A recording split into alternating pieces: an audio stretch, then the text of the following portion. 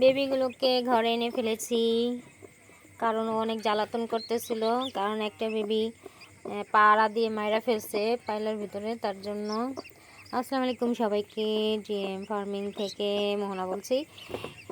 কয়টা বেবি হলো, কয়টা বেবি কেমন আছে? বেবি 8টা হয়েছিল, 8টার ভিতরে একটা পাড়া দিয়ে মাইরা ফেলছে। আপাতত 7টা আছে। আলহামদুলিল্লাহ সবগুলো ঠিক আছে।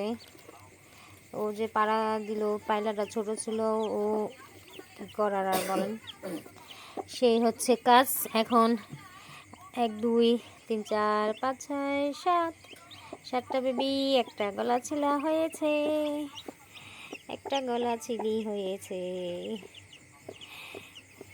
এখন না পারে ওদেরকে এখানে নিয়ে আসছি। ফার্স্টেই এখন আমি পানি খেতে দিয়েছিলাম ওদেরকে অল্প অল্প করে পানি খেতে দিচ্ছি।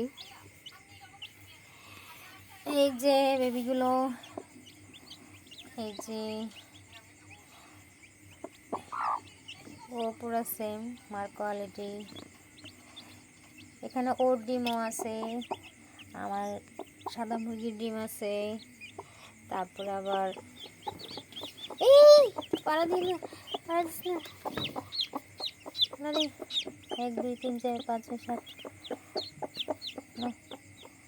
এই যে শুরু হয়েছে ওইরকমই করে।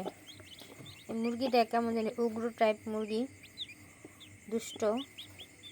এর আগে ডিমগুলো কত বিক্রি করছে, এখন আবার বাচ্চা বিক্রি করছে। ওকে, খুদা হাফেজ। ভিডিওটি ভালো লাগলে সাবস্ক্রাইব করবেন, পাশে থাকবেন।